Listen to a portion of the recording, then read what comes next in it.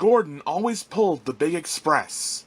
He was proud of being the only engine strong enough to do so. It was full of important people, like the Fat Controller, and Gordon was seeing how fast he could go. He said the coaches. In a minute, Gordon would see the tunnel, where Henry stood bricked up and lonely. Thought Henry, said Gordon. He was almost there when... And there was Gordon going slower and slower in a cloud of steam. His driver stopped the train. Asked Gordon. Said the driver. Said Gordon. Everyone came to see Gordon. Said the Fat Controller. While the guard went to find one, they uncoupled Gordon, who had enough puff to slink onto the siding out of the way.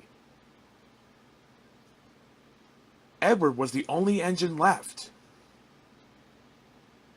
He said Gordon.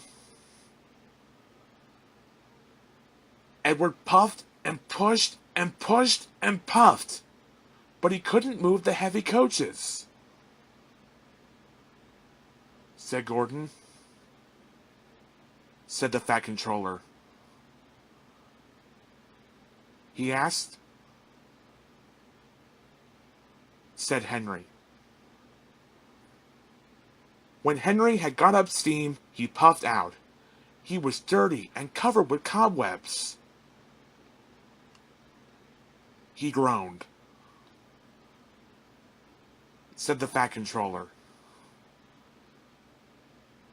When Henry came back, he felt much better.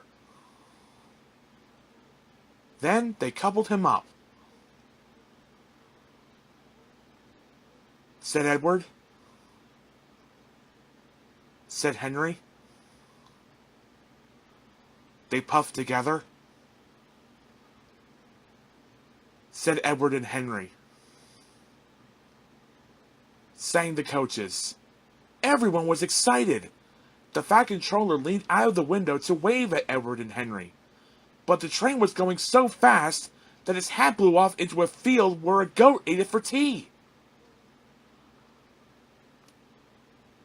They never stopped till they came to the station at the end of the line. The passengers all said thank you, and the Fat Controller promised Henry a new coat of paint. On their way home, Edward and Henry helped Gordon back to the shed. All three engines are now great friends. Henry doesn't mind the rain now. He knows that the best way to keep his paint nice is not to run into tunnels, but to ask his driver to rub him down when the day's work is over.